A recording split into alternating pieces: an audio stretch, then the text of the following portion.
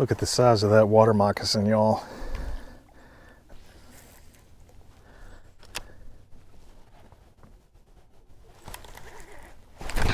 The mighty mudfish has appeared. Here's a better look at that warmouth. The Suwannee Bass, Micropterus notius. Hello there, and welcome to the channel, everyone. In part 1, we caught a native Georgia smallmouth bass for the Georgia Bass Slam. The Georgia Bass Slam is a program the Georgia DNR has to recognize anglers with the knowledge and skill to catch different species of black bass in different habitats across the state. Georgia has 12 native species of black bass, but for the purpose of the Georgia Bass Slam, only 10 are eligible. They really just combined largemouth bass and Florida bass into largemouth bass, and spotted bass and Alabama bass were combined into spotted bass. To achieve a slam, anglers have to catch at least 5 different species in a calendar year. 5 is the minimum number required for a slam, or you can go for all 10 species on the list. I usually go for all 10, and at this point it's late December and I have 9 species. The only one I don't have is the Suwannee bass. In this video, I'm trying to find and catch a Suwannee bass at the opposite end of the state below the fall line in South Georgia to complete the 2021 Georgia Bass Slam. Suwannee bass are only native to the Suwannee and Ochlockonee River drainages in Georgia. So we have Suwannee bass in the Ochlockonee River system and the Withlacoochee and Alapaha rivers, which are part of the Suwannee River drainage.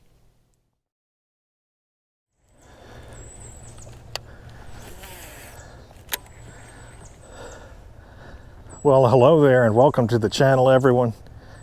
Today we're fishing below the fall line for the first time this year, and that's because I'm targeting the Suwannee bass. I still need one for the Georgia Bass Slam. I've got 9 of the 10 species eligible for the Georgia Bass Slam, and the Suwannee bass is the only one I don't have on that list for the year. So it's Thursday, December 30th. So I'm kind of cutting it close, but I like my chances.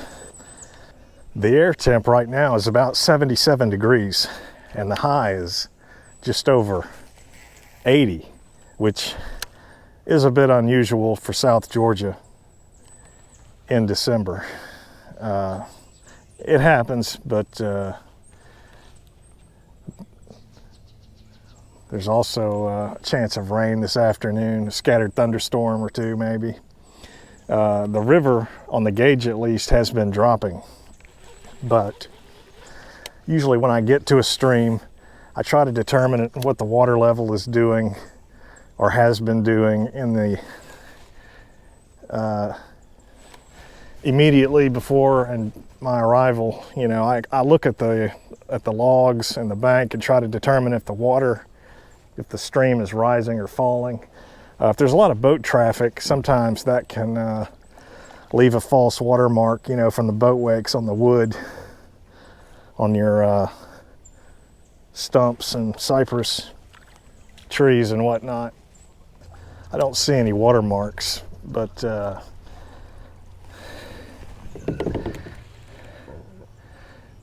usually I just I don't try to psych myself out with the water level and what it's doing, but once I do catch a fish, I take a good look at where the fish was caught, where it was holding, and if the water level might have influenced where the fish was positioned or caught. And then I just kind of make a mental note of all that as I catch, if and when I catch additional fish throughout the day. I try to see if the water level is having an influence on the bite. Typically, as a general rule, if the water's falling, you expect fish to be on the outer edges of the wood cover. Like if there's a tree in the water, they would be around the end. This is a real generic example, but falling water is kind of like a falling tide. The fish generally pull to the outer edges of the cover, whether that be wood cover or vegetation. And then if the water's rising, they generally go to the bank or closer to tighter to the cover. But generally, I would probably fish the bank more if the water was rising. There hasn't been really any significant rainfall in this drainage recently, so I don't really expect the water to be rising much, if any. Might be just kind of stable. I just had one right there. If you watch the channel very much, you see me pitching this tube, this flipping tube a lot, and it's a hollow body tube, like most flipping tubes. And in the kayak, I really like that. There's just no plastic to penetrate, and if I'm out of position to set the hook, I still have a pretty good chance, you know, pretty good odds to get a good hook in the fish and land it. Even if the wind or the current pushes me out of position to set the hook, with that hollow body, you know, there's just not a lot of plastic to penetrate. So I feel like I land more fish with the tube as opposed to a solid piece of plastic. Just had another one right there. Those might be warmouth. Usually warmouth, they're one and done if you miss them. Usually if you pitch back in there, they won't keep messing with it. They kind of get shell shocked when you set the hook on them. And Suwannee bass love these big mats, just like a big largemouth, you know, even in a creek or river, they'll get under these mats. So the fact that we do have a very large mat here with a lot of debris in it tells me that the stream has been falling, which we already knew from looking at the gauge. But when you see all this debris and trash collect, you know, once that can only collect into a mat like that when the stream is falling. As the water rises, this will be released. So that's another indicator of your water level. That may be fairly obvious to a lot of people. I don't know. Just thought I'd mention that. Where's a nice tree? That was a big Suwannee bass. That'd be right there. Got that root system on that end.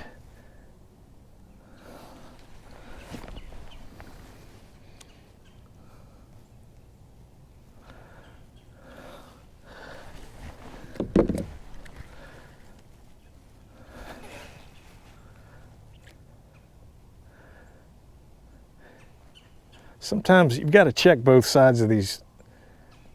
When you see a big log like that or a big piece of wood cover, you've got to check upstream and downstream. Sometimes there'll be a scour hole on one side or the other, depending on how the current strikes it. And those fish are going to be near that scour hole typically. That's where the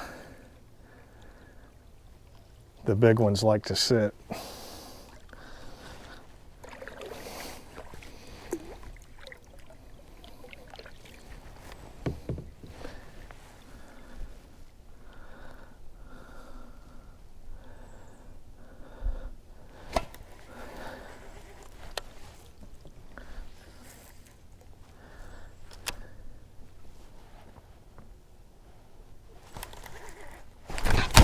Well, I knew that would cost me.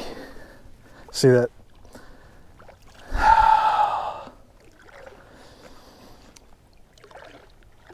I've got this, this is 17-pound mono on this flipping rod, and I had that for the smallmouth, and I still, I just left it on there, you know, for the Suwannee bass. And I typically don't flip wood cover like this with anything less than 25-pound mono, and I like braid. I should have stopped at Walmart and got some Power Pro, but I didn't. I was like, you know, I've caught, you know, really big bass doing this largemouth, so I mean, I should have known better.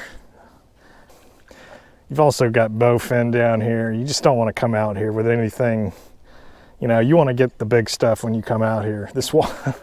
This water, it's tannin stained, as you can see here. That's sand right here, and it's kind of, it looks red, but that's the tannins in the water make it look stained. Anyway, use braided line, folks. Don't be like me when you're flipping big wood cover like that. Okay, I just broke off with the 17-pound mono. So now I'm gonna throw the 8-pound fluorocarbon over there. I'm gonna try the old reverse psychology.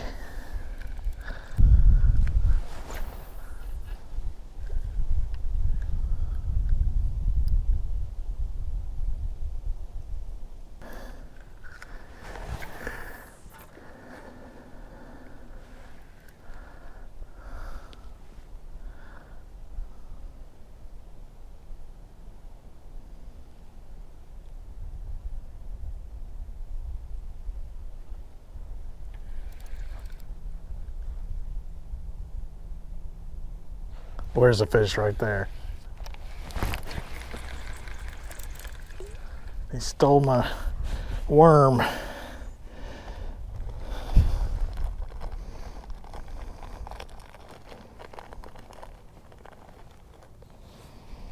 wasn't very nice.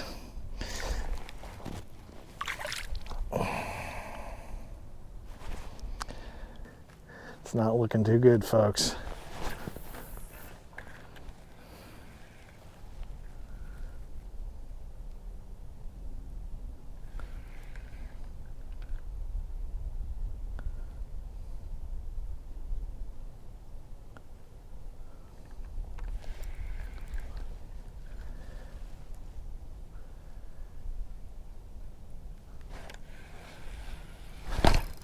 Oh, look at that. I'm not going to edit that out, but look, you saw it. I'm not even going to tell you what happened there.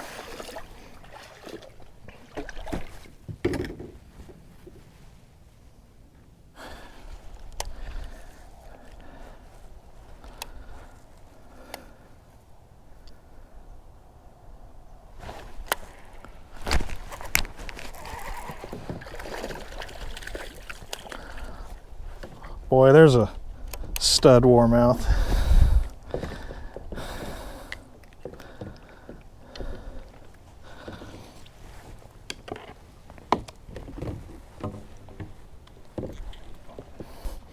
Here's a better look at that warmouth. You can see the those streaks that radiate from the eye across the gill cover there.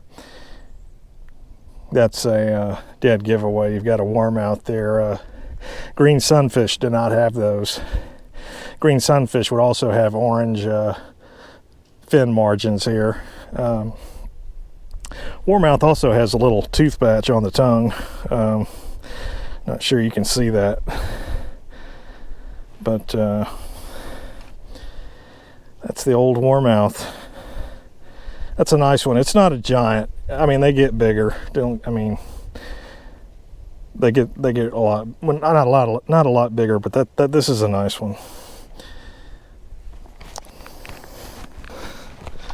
See you, buddy.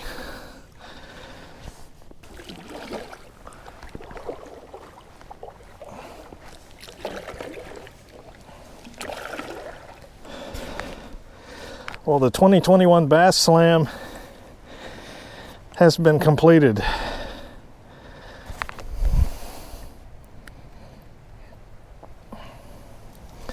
The Suwannee Bass, Micropterus notius, on the black and blue flipping tube. He was out there in the middle of the channel. I don't know if you were able to see that with the video, but that's what I was talking about. This is a nice one. This one's probably 13 or 14 inches, but he's pretty thick. Well, folks, the camera was not recording for some reason when I caught that Suwannee bass. And if that wasn't bad enough, the fish slipped out of my hands back into the river while I was getting all of the required pictures for the Georgia Bass Slam. So I did not get the catch or the release on camera. I know that's really lame, and I apologize for that, but if you like the Suwannee Bass videos, I will be targeting that species a lot more this year in Georgia and Florida. Look at the size of that water moccasin, y'all.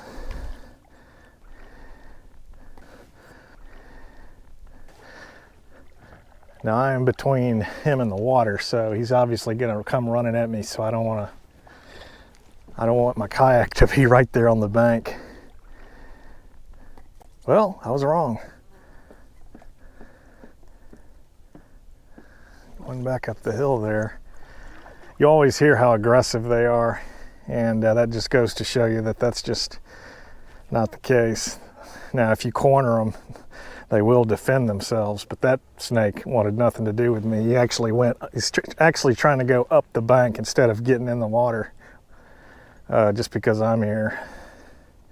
But that is a really big water moccasin, or cottonmouth, whichever you prefer.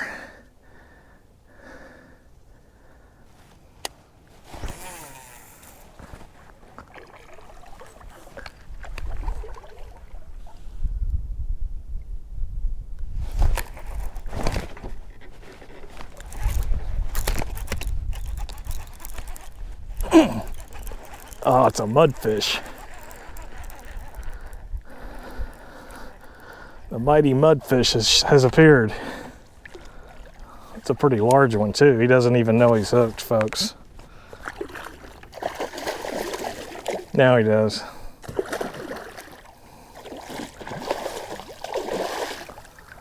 I can catch a 5-pound mudfish, but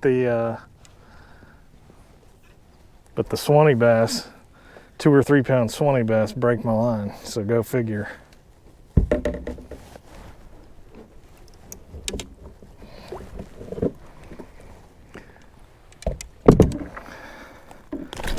Yep.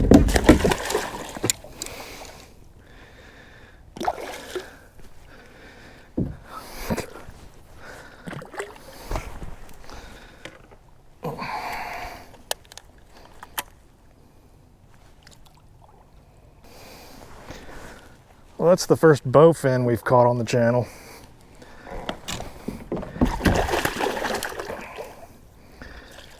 I use the word caught loosely.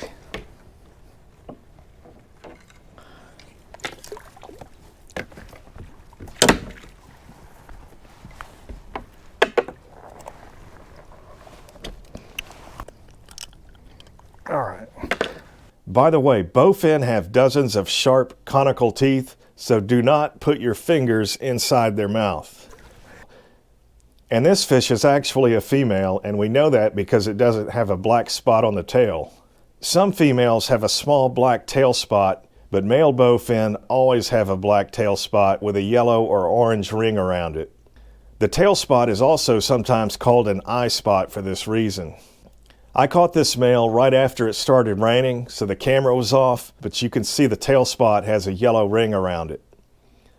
Bowfin are native to the Mississippi River drainage, the St. Lawrence Great Lakes system, and the Atlantic and Gulf coastal plain from the Susquehanna River in Pennsylvania all the way to the Colorado River in Texas.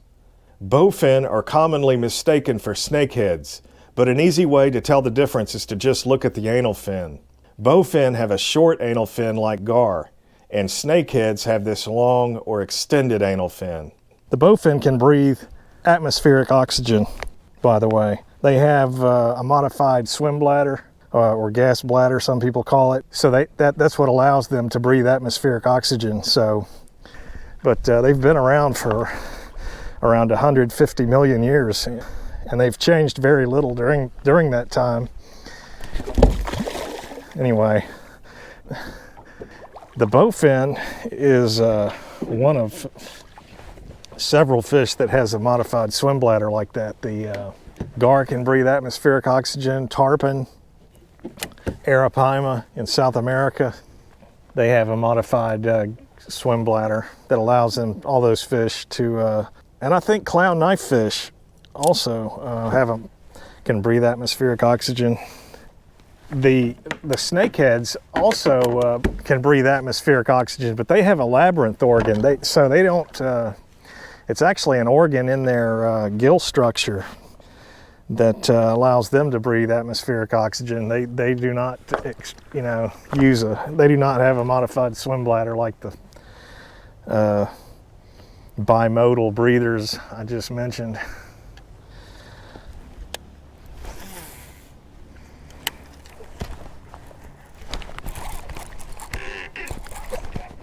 Oh, I don't know if y'all saw what happened, but I threw that up against the bank and a fish ate it as I was swimming it off the bank. And I just never got a hook in it. Again, if I should have had braided line, too much stretch.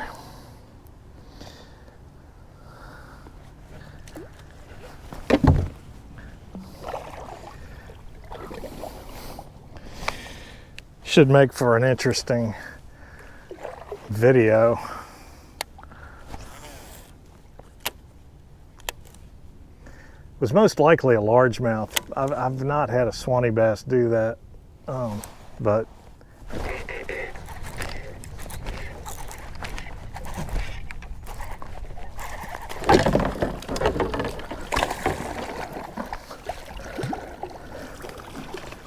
it's a largemouth.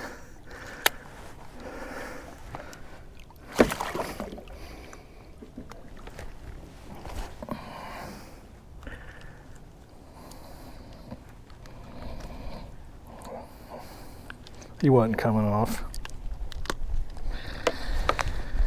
I don't think he's as big as the other one, but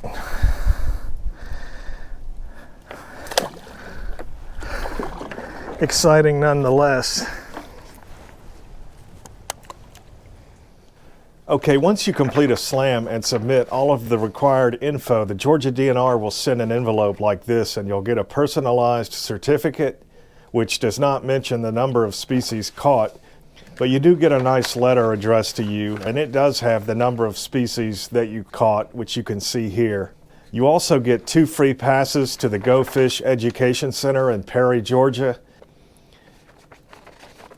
a decal of every species you caught, and your name goes into a drawing for a grand prize, which is usually some kind of lure pack or something like that. They also add your name and the number of species caught to an annual list of successful slam anglers on the Georgia DNR website. And that's something they keep track of. You can go all the way back to 2017 when they started the Georgia Bass Slam program and see the anglers that completed the Georgia Bass Slam that year and every year after that. And just to let everyone know, this was the final video of 2021. So I wanted to take a second to say thanks for watching the videos. I really appreciate it. I hope you're all having a good year, and thanks for watching.